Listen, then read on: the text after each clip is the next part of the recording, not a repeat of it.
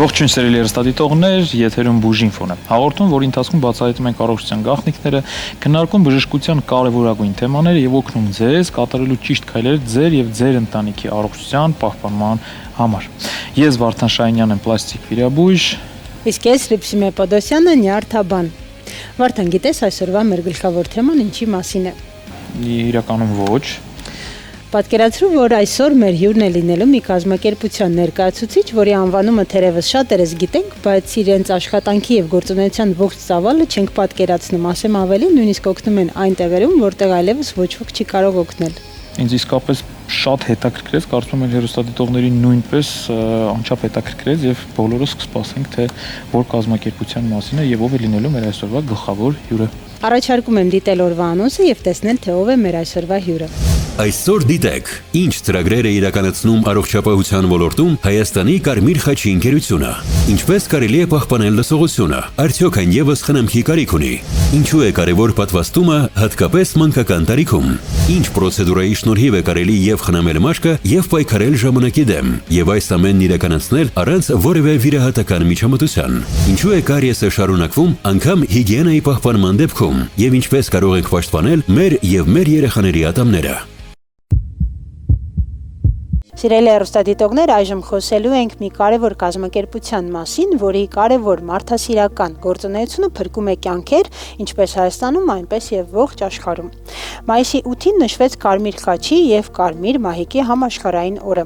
Այսօր մենք հնարավորություն ունենք ավելի մոտիկից ծանոթանալու Հայաստանի Կարմիր խաչի ընկերության առաքելությանը, ծրագրերին եւ հանրության համար իրենց կարևոր աշխատանքի եւ գործունեության մանրամասներին։ Այս կապակցությամբ այսօր մեզ հետ տաղավարում է հայկական Կարմիր խաչի ընկերության լրատվության լուսաբանման բաժնի ղեկավար Արթուր Հովհաննիսյանը։ Ողջույն Արթուր, շատ հաճելի է ձեզ այսօր հյուրընկալել։ Շնորհակալ եմ հրավերի համար։ Խնդրեմ պատմեք մեզ ինչ գործունեություն է ծավալում հայկական Կարմիր խաչի եւ Կարմիր մահիկի միջազգային շարժումը։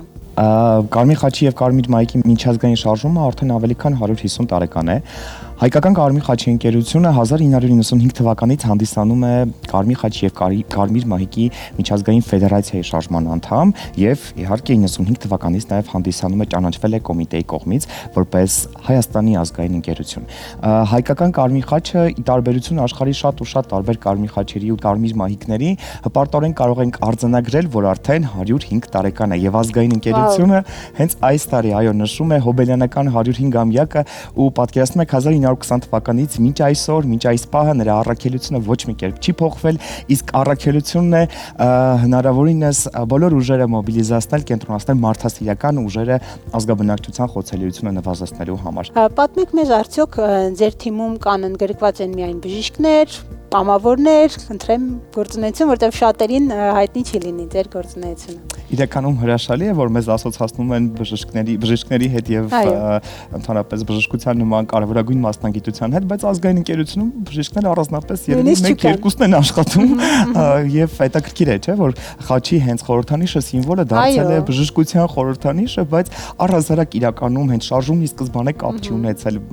կամ մասամբ է կապ ունեցել բժշկության հետ։ Ինչպես սկսեց աշխարհում այդ շարժումը, հա, Անրի Դյունանը, որը սովորական առևտրական մարդ էր, գործարար մարդ էր, Սոլֆերինոյի ճակատամարտի ժամանակ անցնելով տարածքով տեսնում է անօգնական ընկան զինվորներին։ Տեսնում է մարդկանց, որոնք ուղղակի ցավից տնքում են եւ իրենց օգնող չկար։ Վիրավոր զինվորն այլևս պետք չէ, շարքում չէր եւ պետք չէր։ Եվ մի կերպ համոզում է իր նման մի քանի հոգու, 5 կանանց է համոզում եւ սկսում են լվանալ վերքերը, վիրակապել ու այդտեղից սկիզբ է առնում, որ եկեք ունենանք մի այնպիսի կազմակերպություն, որն անկախ թե որ երկրում է, թե ինչ ազգային պատկանելիության, կրոնական պատկանելիության երկրում է գործունեություն ծավալում, վիրավոր զինվորներին օգնության ձեռք կմեկնի անկախ ամեն ինչից։ Խնդրում եմ պատմեք մեզ այդ մասին, ինչպես են ձեզ դիմում, ինչպես են դառնում Կարմիր խաչի անդամ եւ արդյոք այս ողջ փիլիսոփայությունը, այս սկզբունքները եւս բոլորը կարողանում են հետեւել եւ տիրապետել։ Շատ լավ բան ասացիք, փիլիսոփայությունը, սկզբունքները։ Այո, Կարմիր խաչը հիմնված է 7 հիմնարար սկզբունքների վրա եւ կարելի է հպարտությամբ արձանագրել, որ թե մեր կամավորները, թե աշխատակիցները կարողանում են շատ բարձր պահել խաչականի իրենց կոչումը, Այո։ կարողանում են այս սկզբունքները մարդասիրական գաղափարները ոչ միայն կրել, այլ նաև տարածել։ Շահառուները մեզ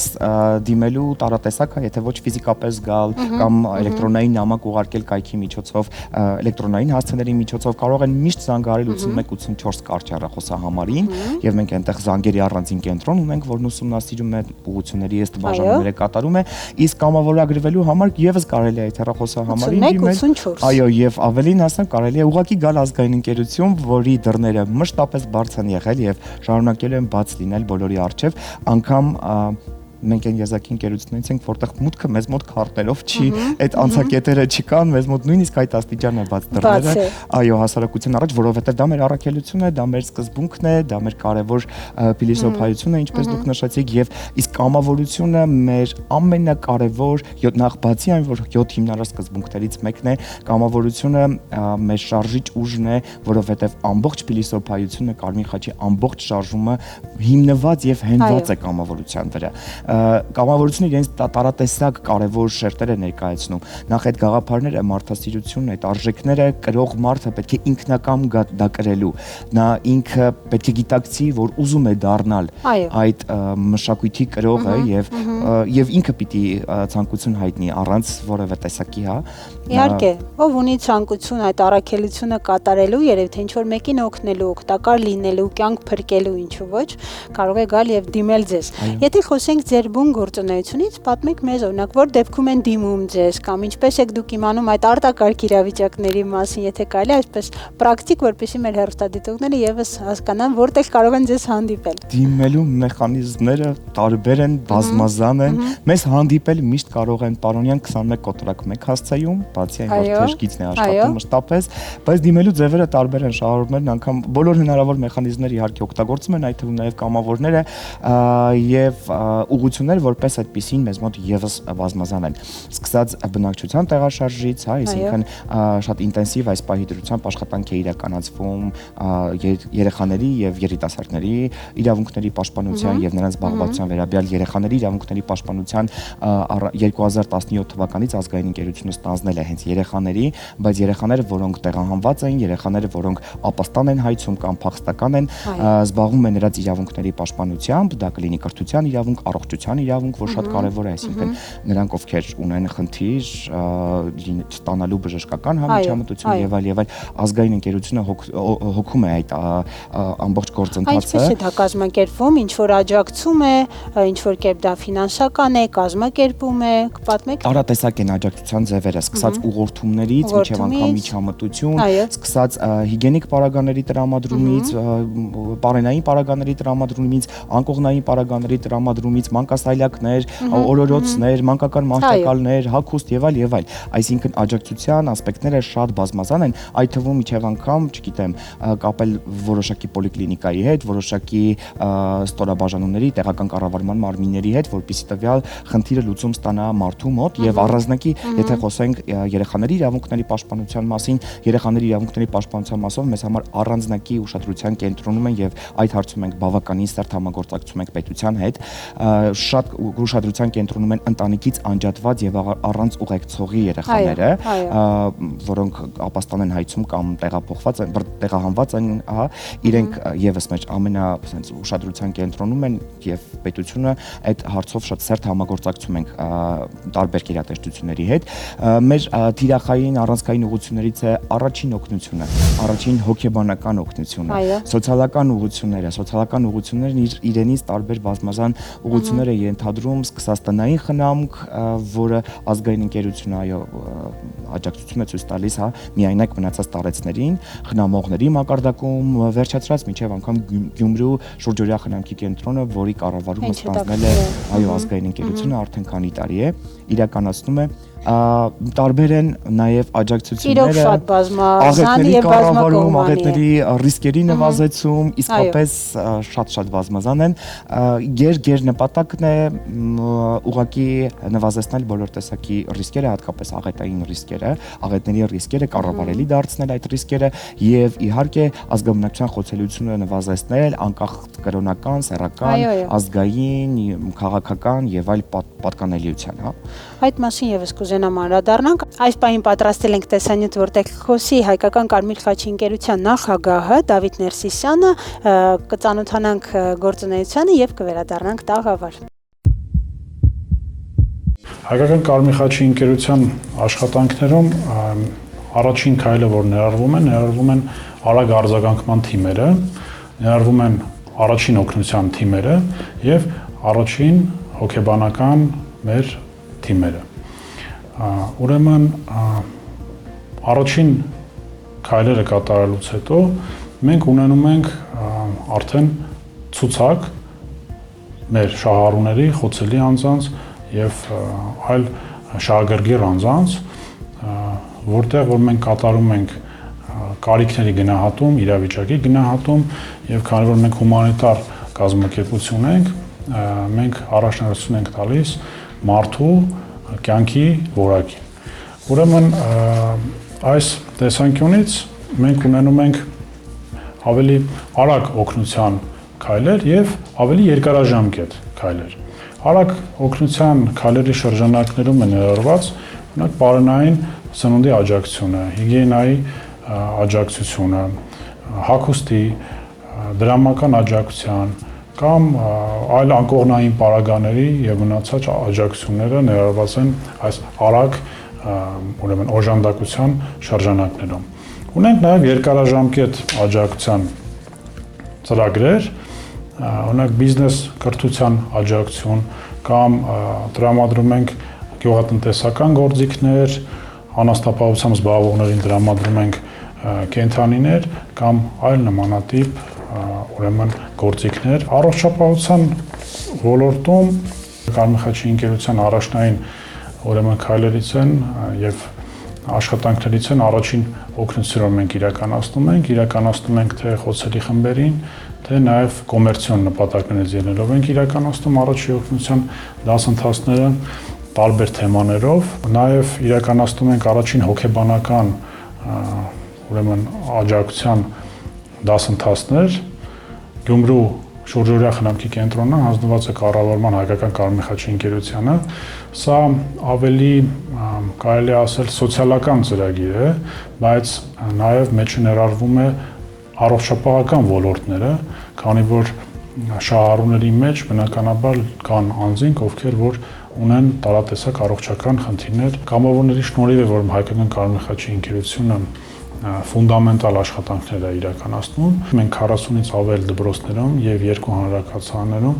իրականացնում ենք տարբեր ծրագրեր, օգնում ենք դպրոցականներին դասընթացների պատրաստման, խաղեր են տարբեր խաղում, շախմատ եւ այլն, որը որ նաեւ առողջությանը բնականաբար օգնում է։ Ունենք կենսապահովման ծրագրեր, իրականացնում ենք նաեւ տնային խնամքի ծառայություն 5 մարզերում, որտեղ որ մեր աշխատակիցները համապատասխան այցելում են մեր շահառուների տներ, օգնում են իրենց առօրյա ուրեմն աշխատանքների մեջ, հետևում են որպեսզի օրինակ,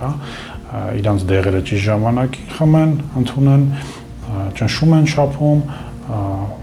միգուցե նաև իրար հետ զրուցեն, գիրք կարդան, ժամանակ անցկացնեն, եւ այս տնային խնամքը եւս երկու կոմպոնենտով է, թե կոմերցիոն նպատակներից ելնելով, այսինքն ֆինանս գեներացնող եւ արդեն շահառուներին աջակցող, այսինքն անվճար նկատառումներից ելնելով կամ օրինակ շատ ավելի նվազ ֆինանսական բեռ պահանջող։ Արթուր, ինչպես հասկացանք, այո, ձեր գործունեությունը շատ բազմակողմանի է, ինձ հատկապես եւ կարծում եմ հեռուստադիտողներին շատ հետաքրքրելու է այն փաստը, որ դուք փաստորեն կրթում եք, իրազեկում եք այս կամ այն աղետի, արտակարգ իրավիճակի դեպքում ինչպես մարդ իրեն պետք է պահի։ Այ հետաքրքիր է բացի ձեր մասնագետները, ինչպես այդ գիտելիքը փոխանցում, որպեսզի համապատասխան միջավայրում տեսեք ամբողջ աշխարհում հայտնի են դեպքեր, երբ նույնիսկ փոքրիկը կարողանում է ճիշտ կողմնորոշվել, չգիտեմ, տատիկի կյանքն է փրկում, եղբոր կամ քրոջ կյանքն է փրկում, դա կարծում եմ եւս շատ կարեւոր է։ Պատմեք այդ մասին, ինչպես եք այդ գիտելիքը փոխանցում ձեր կազմակերպության միջոցով։ Իսկապես մեզ համար շատ կարևոր է առաջին օգնության դասընթացը, որովհետև այո, փոքրիկը կարող է իսկապես փրկել տատիկին։ Մենք ինձ յուրաքանչյուրը կարող է ցանկացած պահի իր գործընկերոջ, գոլեգայի, սովորական անցորդի համար լինել իսկապես օգտակար եւ շատ ճակատագրական հենց այդ պահին, բայց դրա համար շատ կարևոր մի բան կա՝ կարողանալ ճիշտ օգնել, որովհետև դեռ օգնության ցանկությունը բավական չէ։ Կարևոր է նաև չվնասելու այդ կարողությունը, իսկ դա ազգային ընկերության կարևոր գաղափարներից մեկն է, որպեսզի հնարավորինս առաջին օգնության հմտությունները տիրապետեն գրեթե բոլորը, որովհետև ցավոք սրտի մենք ապրում ենք մի այնպիսի ժամանակներում, որ մեզնից յուրաքանչյուրին իսկապես պետք է տիրապետել։ Զոր օրինակ, եթե անդրադարձ կատարենք աղետներին եւ աղետների ռիսկի նվազեցմանը, որի կարելի է ասել մի բաղադրիչն է նաև կրթական կոմպոնենտը կարողանալ ճիշտ տվյալ պահին կողմնորոշվել եւ ճիշտ աջակցություն ցուցաբերել։ Մեր արագ արձագանքման թիմերը Տավուշի եւ Լոռու մարզում վերջերս տեղի ունեցած, անցած տարի տեղի ունեցած ջրհեղեղի ժամանակ շատ արագ տեղ հասան եւ առաջին գործողությունները, որ պետք էր եւ անհրաժեշտ է ծավալել, դա առաջին օգնության կետ կայան տեղադրելն է, որ ցանկացած պահի կարողանան մեր ինստրուկտորները, մեր մասնագետները, հրանգավորիչները, օգնություն ցուցաբերել, անգամ հարկ եղած դեպքում շրջիկ վիճակով, շրջիկ պայուսակներով եւ նույնիսկ եթե անդրադարձ կատարենք ապրիլի 24-ին Ծիծեռնակաբերդ հայոց ցեղասպանության զոհերի հուշահամալի Ծիծեռնակաբերդում եւս մերոնք կարողացան այդ ամբողջ հոսքի օրը այդ օրը երևի միջև օրվա առաջին կես արդեն 100 հոգու օգնություն էին ցուցաբերել եւ ելի շրջիկ կետերով աշխատելու օգնությամբ իսկ արդեն արագ արձագանքման խումբը մեր գործընկեր փրկարարական ծառայության հետ միասին կարողանում էր հենց այդ առաջնային կարևոր փրկարարական աջակցությունը ցուցաբերել, որը ինչպես տեսանք շատ հաջող առաքելության բան ունեցավ, ինչպես ասում են, արդյունք ունեցավ եւ այդ արդյունքը իսկապես գալի է ոչ միայն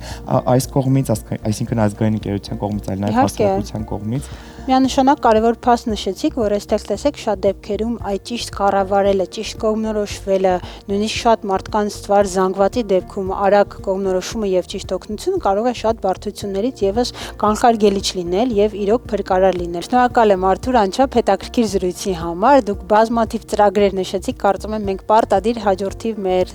որևէ եթերի ընթացքում անպայման դեռ կանրադառնանք։ Շնորհակալություն։ Հիշեցնեմ, որ այսօր մենք զրուցեցինք ավելի մոտիկից, այսպես ասած, ծանոթացան Կարմիր խաչի եւ Կարմիր մահիկի միջազգային շարժման արժեքներին, հայկական Կարմիր խաչի ընկերության գործունեությանը եւ Արթուրը Հովհաննիսյան մեզ շատ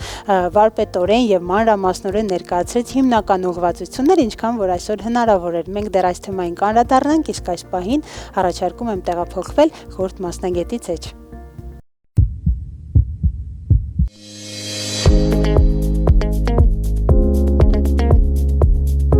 Այսօր կխոսենք լսողության խնամքի մասին։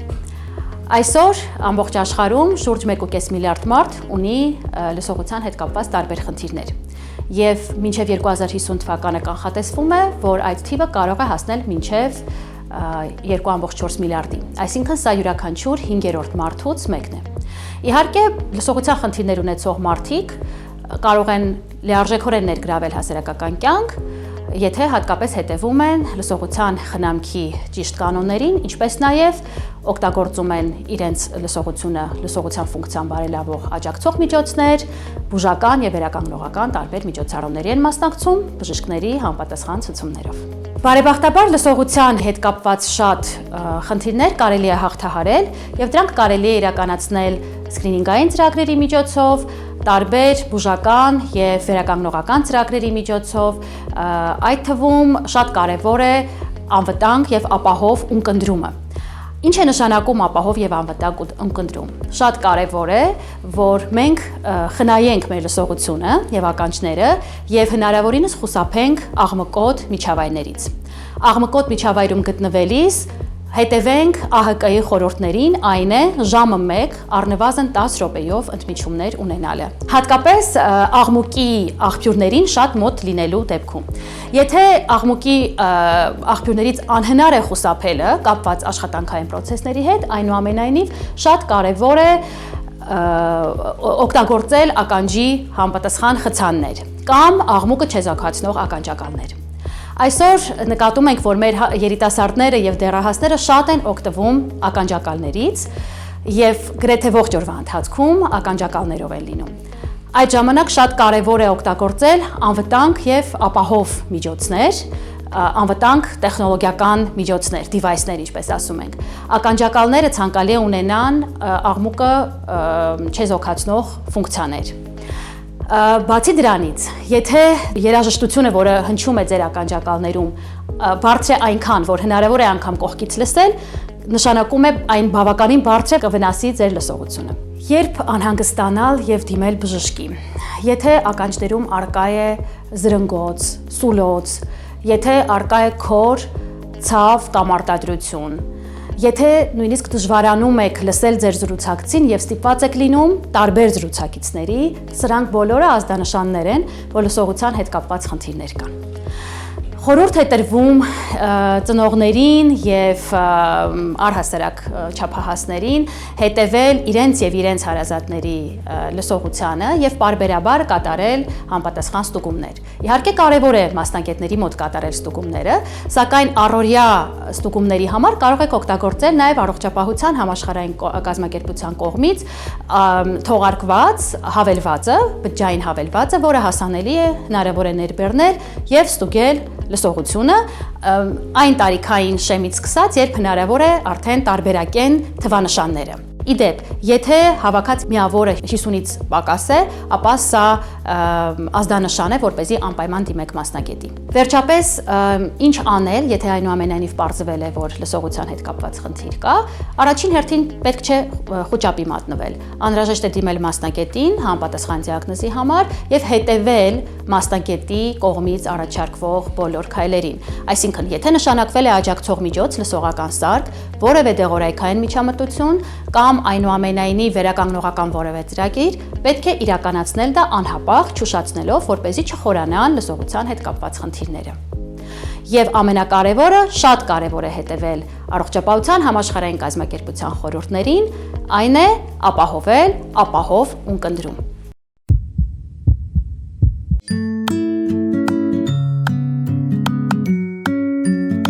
Դե ինչ սիրելի հեռուստադիտողներ, այժմ խորհուրդ ծնողներին էջն է մեր եթերում։ Հիշեցնեմ, որ հաղորդման այս հատվածի մեր գործընկերն է բելգիական Ontex ընկերությունը իր Kambebe ապրանքանիշով։ Բնական կոնցեպտով պատրաստված Kambebe տակդիրները չեն պարունակում պարաբեն, օծանելիք եւ այլ գրգռող նյութեր, ապավելով ձեր փոքրիկի երկարատև քունը։ Իսկ այժմ անցնենք այսօրվա մեր թեմային, որը շատ հետաքրքիր է, մասնավորապես այն շատ ժամանակ տարաձայնությունների բուրըն քննարկումների պատճառ է դառնում, շատ ծնողներ դեմ են լինում այս ամենին, խոսքը մանկական պատվաստումների մասին է։ Թե ինչու է այդպես, այս եւ մնացած բոլոր հարցերին կպատասխանի մանկաբույժ Մալաթիա Սեբաստիան մանկական առողջության կենտրոնի ղեկավար Լուսինե Կոստանյանը, ողջույն բժշկուհի։ Շնորհակալ եմ, բարև ձեզ։ Ով կպարզաբանի, թե ինչու է կարևոր պատվաստումները, ինչ օգուտներ եւ ռիսկեր եւ իհարկե ինչ պետք է իմանան ծնողները մինչեւ երեխաներին պատվաստման տանել։ Եվս մեկ անգամ ողջունում ենք ձեզ բժշկուհի, շնորհակալություն ենք հայտնում հրավերն ընդունելու համար։ Առաջին հարցս հետեւյալն է, թե որքանով եւ ինչու է կարևոր պատվաստումները, հատկապես մանկական տարիքում։ Ես ուրախ եմ ձեր տաղավարում հյուրընկալելու համար եւ թեման ինձ շատ հոգեհարազատ է եւ ներկայումս շատ արդիական եւ շատ արծացված։ Պատվաստումը դա այն միջոցն է, որով երեխան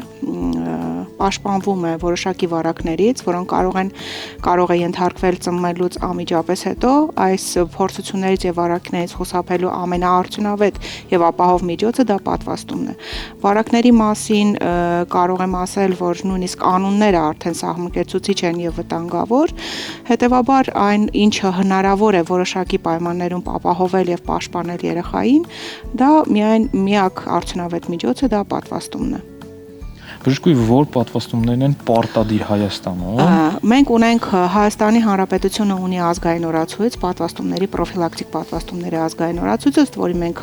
առաջնորդվում ենք եւ երեխաները պատվաստում են այդ օրացույցին համապատասխան։ Հետևաբար սկսվում է պատվաստումները երեխայի կյանքի առաջին 24-ից 48 ժամվա ընթացքում եւ շարունակվում է հետագայում առողջության կենտրոններում։ Առաջին պատվաստումները դրանք BCG եւ հեպատիտ B-ի պատվաստումներն են 24-ից 48 ժամվա ընթացքում կատարվող, իսկ հետագայում 6 շաբաթից սկսած արդեն պատվաստումներ իրականանում են առողջության կենտրոններում։ Եվ նույնիսկ եթե անունները թվարկեմ, թե ինչի դեմ ենք պատվաստում երեխաներին, ինձ թվում է սա արդեն որոշակի ծնողներին կզգուշացնի տուբերկուլոզ, հեպատիտ B, դիֆթերիա, փայտացում, կարմրուկ, կարմրախտ, խոզուկ, պոլիոմելիտ, տուլարեմիա,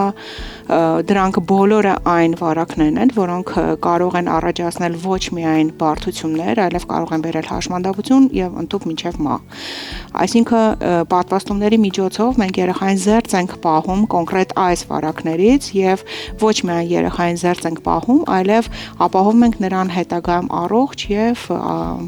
ապահով կյանք։ Բժշկուհի, ի սկզբանե նշեցի, որ շատ ծնողներ դեմ են լինում եւ պատճառներից կարծում եմ շատ հայտնի պատճառներ, սրանք կողմնակի ազդեցություններն են։ Խնդրեմ մի փոքր ներկայացնեք մեր հեռուստադիտողներին, թե ինչ կողմնակի ազդեցություններ կարող են լինել եւ ինչ երևույթներ կարող են լինել, որոնք համարվում են նորմալ, որպեսզի կարողանանք սահմանազատել այս երկուսը միմյանցից։ Ներկայումս մի փոքր ավելի շատացել են այն ծնողների թիվը, որոնք հրաժարվում են պատվաստումներից։ Իհարկե, ես ուզում եմ գուցե անպագորգոր հայտարարություններ անեմ, բայց 30 տարվա մանկաբուժական փորձի ընթացքում դեռևս չեմ ունեցել որևիցե նման բարդություն, որ կարող է երեխային բերի հաշմանդամության կամ բերի լուրջ բարդությունների։ Երկարատև ժամանակ բոլոր պատվաստումներից հետո որոշակի բարդություններ նկատվում են, բայց դրանք չեն հանդիսանում, դա չի հանդիսանում այն վտանգը, որը որ կարող է լինել, եթե երեխային չպատվաստվի։ Որոշակի պատվաստումներից հետո կան որոշակի բարդություններ, նման դեպքեր, օրինակ նկատվում է ջերմության փոքր բարձրացում, իմունիտետի որոշակի անկում, կամ ներարկման տեղում որոշակի կարմրություններ կամ ընդհանուր ոտքի ցավ կամ նման երևույթներ, որոնք ժամանակավոր բնույթ են կրում եւ 1-2-3 օրվա ընթացքում դրանք վերականգնում են եւ վերանում են։ Որոշակի ծնողներ կան, որոնք համարելով սա վտանգ եւ նույնիսկ բողոքելով, որ չենք վստահում դեղորայքին, չենք վստահում պատվաստումանը, չենք վստահում մանկաբուժին, ամեն ինչ կարող ենք նշել, բայց այսքան ժամանակ որևիցե հրաժարված ծնողի գիտական բացատրություն ես չեմ լսել։ Մենք ունենք հրաժարվող ծնողների մի բանակ, որոնք ես չեմ փորձի որևիցե մեկին մեղադրել, բայց կա նաև կրոնական պատկանելության որոշակի մարդիկ, որոնք որ իրենք հակված չեն պատվաստումների։ Այսինքն երեխային գտնում են, որ երեխան ավելի լավ է հիվանդանա, եւ երբ որ դու պատճառաբանում ես, իսկ եթե հիվանդության դեպքում լինի բարդություն, նո այդ ժամանակ արդեն հույսները դնում են բժշկի վրա եւ բժշկության ներկայիս բժշկության վրա, եւ ասում են դե հիվանդանալու դեպքում այդ դեպքում կբուժեք։ Եթե ես չեմ փորձի ոչ մեկի վախեցնել, բայց կարող եմ ասել, որ կան որոշակի վարանքներ, որոնք բերում են ոչ միայն հաշմանդամության, այլ ցավոք սրտի նաև մահվան։ Վերջին ժամանակներս մենք ունեցանք նման մի բռնկում, կարմրուկի բռնկումը, որը որ բերեց բավականին երեխաներին, չեմ ասի Հայաստանում, բայց ամբողջ աշխարհի մակարդակով բերեց նաև երեխաների մահացության, եւ մենք ոչ մեկս ապահովագրված չենք, որ չենք վարակվի նման հիվանդությամբ կամ էլ չենք շփվի նման անձանց հետ։ Ներկայումս գիտենք, որ շատ տարածված է շփումը ամբողջ աշխարհի հետ, միգրացիաներ են լինում եւ նույնիսկ լինում են վարակներ, որ գալիս են դրսից։ Այսինքն մենք կարող ենք ունենալ ներսում շատ լավ ստերիլ վիճակ, բայց դրսից որևիցե մեկի մուտքը արդեն բերի վարակի տարածման։ Բժշկուհի, ինչ պետք է իմանա ծնողը, մինչ երեխային պատվաստման տանելը։ Ասացիք, որ կա մի մեծ բանակ։ Ինչպես է տեղի ունենում իրազեկումը եւ ինչ պետք է իմանա ծնողը։ Առաջին հերթին իրազեկումը տեղի է ունենում բժշկի, մանկաբուժի եւ բուժքրոջ միջոցով։ Այսինքն մենք փորձում ենք նախորոք ծնողին տեղեկացնել ինչ պատվաստում է կատարվելու, ինչի դեմ է կատարվելու, ինչ պատվաստանյութով է կատարվելու, այսինքն առաջին ձեռքից լսել այս ամեն ինչը ավելի ճիշտ է։ Այսինքն մանկաբուժի ուսուցումը ծնողին, մանկաբուժի տեղեկատվությունը շատ մեծ դեր ունի։ Մանկաբուժները շատ լավ աշխատում են այդ ուղղությամբ, տեղեկացվում են նաեւ բրոշուրների, նաեւ նյութերի միջոցով։ Մենք տրամադրում ենք նաև տված որոշակի նյութեր, ասում ենք սայտեր, որտեղ կարող են մտնել, կարդալ, ինֆորմացվել, այս բոլորի մասին ծնողը տեղեկանալով եւ նաև վտանգների մասին չպատվաստման դեպքում ինչ վտանգներ կարող են ունենալ։ Ամենակարևորներից։ Այո, եւ այդ ամեն ինչի տեղեկանալուց հետո նոր գնում ենք պատվաստման եւ պետք է ծնողը նաև տեղեկացված լինի, որ երեխային պատվաստում կատարվում է լիակատար առողջ վիճակում։ Այսինքն ծնողի հետ խորհրդակցությունը, մանկաբույժի զննումը, այդ բոլորը համատեղ միջոցներով դրանից հետո նոր կատարվում է պատվաստում։ Այո, ասացինք, որ պատճառներից մեկը երբ հրաժարվում են, սա կողմնակի ազդեցություններն են։ Ձեր պրակտիկայում որոնք են այն հիմնական պատճառները, որոնցով պայմանավորված ծնողները ուղղակիորեն հրաժարվում են։ Այս պահին կա անվստահություն ներկայիս դեղորայքի հանդեպ, որովհետև որոշակի ինֆորմացիաներ կան եւ սոցիալական էջերով տարածված որոշակի ինֆորմացիաներ կան, որ այդ դեղորայքը առաջացնում է կողմնակի էֆեկտներ։ Նույնիսկ մենք ունենք պատվաստում 13 տարեկան աղջիկների նկատմամբ, այդ բումը բոլորիս հայտնի էր այդ պատվաստման դեմ, որ չբերություն է առաջացնում է հետագա լիքը բարդություններ, բայց անկեղծ ասած որևէ երկրի կողմից, որոնք որ կատարում են այդ պատվաստումները, չունենք մենք ստատիստիկա եւ չկա տենց մոտեցում, որ սա առաջացրեց որոշակի խնդիրներ։ Պարզապես ծնողների ինֆորմացիան դաշտը ներկայումս շատ մեծ է եւ կարդում եւ լսում են այն էջերը եւ այն սայտերը, որոնք որ ցանկալի չեն։ Ես գտնում եմ, որ առողջապահության կազմակերպության կողմից եւ մեր բոլորի կողմից շատ կարեւոր է իրազեկումը եւ ճիշտ ինֆորմացիա տարածելը։ Ես այսօր խոսում եմ այդ պատվաստումների մասին հենց դրանից ելնելով, որովհետև ինչքան էլ մենք փորձենք ծնողին բացատրել, բայց պետք է անընդհատ դա լուսաբանվի, անընդհատ բացատրվի, որովհետև ծնողներ կան հատկապես, որ հակված են լսելու վատը։ Դրա համար մեր անընդհատ ինֆորմացնելը եւ անընդհատ օրինակներ բերելը ինձ թվում է կհանգեցնի նրան, որ ավելի գիտակից մակարդակով կմոտենանք սրան։ Եվ եթե հաշվի առնենք, որ այդ վարակներից պաշտպանվածության համար պետք է համայնքում մոտավորապես 90%-ից եւ ավելի պատվաստված մարդիկ լինեն, որպեսզի այդ վարակը չտարածվի, շատերը այս պահին գալիս են եւ պնդում են, որ իմ երեխան պատվաստված չի, բայց այն մյուսինը պատվաստված է։ Ոչ, նա չպատվաստված լինելը վտանգում է նաև այն մյուս երեխային, որը որ պատվաստված է, որովհետև պատվաստումը դա 100%-անոց պաշտպանվածություն չէ եւ վարակի տարածման համար անհրաժեշտ է, որ ազգաբնակության 90%-ը պատվաստված լինի նման վարակի դեմ։ Հանրային առողջության տեսանկյունից սա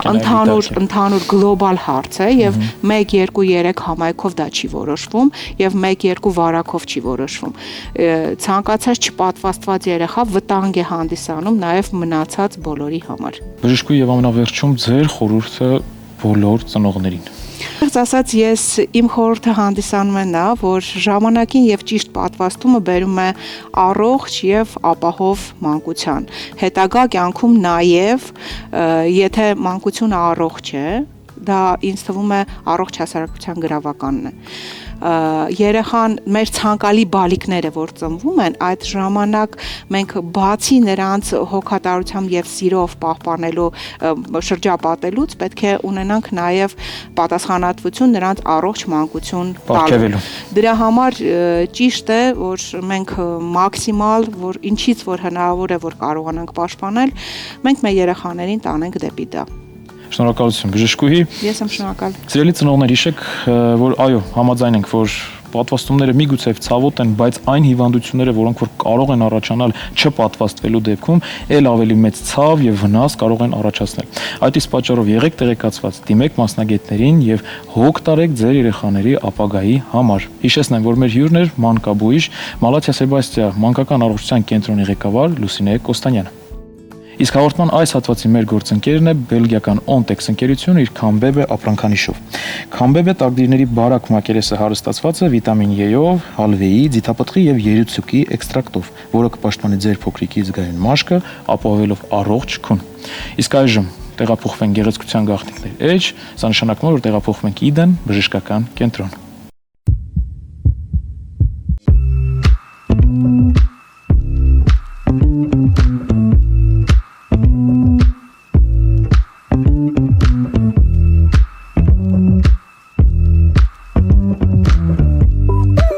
Ողջույն, այսօր գտնվում ենք Սիրուն Skin-Bar-ում։ Այսօր կխոսենք որովայնի RF միկրոնիդլինգի մասին։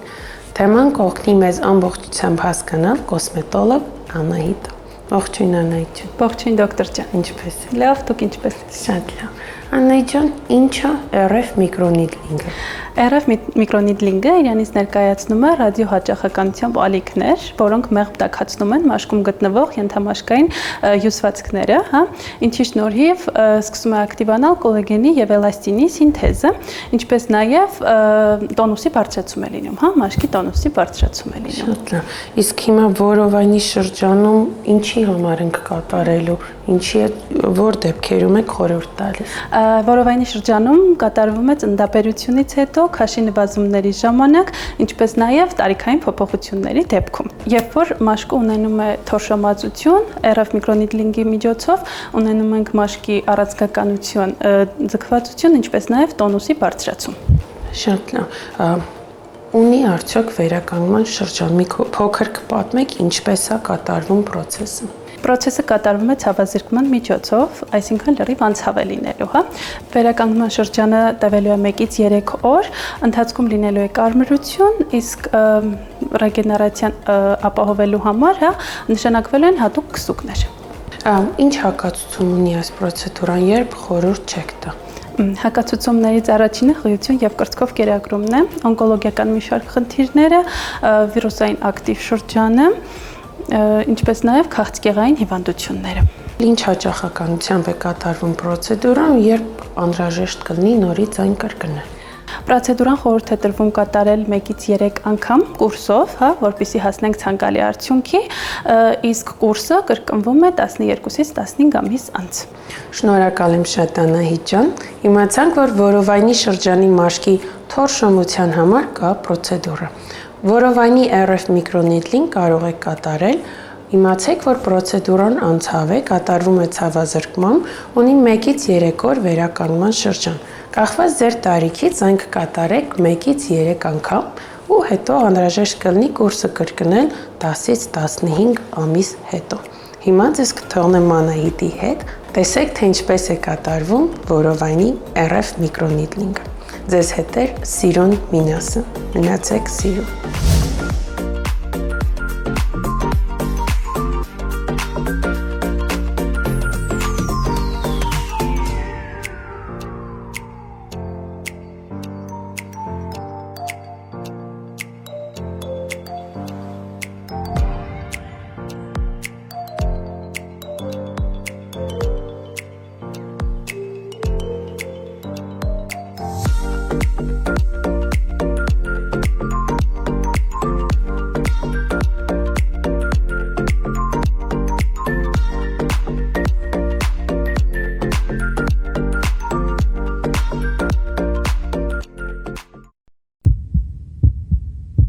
Դե ինչ այսօր պարզեցինք, որ ոչ իրատական եղանակներով նույնպես հնարավոր է հասնել հրաշալի եւ ֆանտաստիկ արդյունքների մաշկի երիտասարդացման հարցում։ Մասնավորապես RF միկրոնիդլինգը հնարավորություն է տալիս ձգելու մաշկը, խթանելով կոլագենի արտադրությունը։ Իսկ այժմ տեղափոխվենք մեր մյուս գործընկերոջ իմպլանտ ու ստոմատոլոգիական կենտրոն։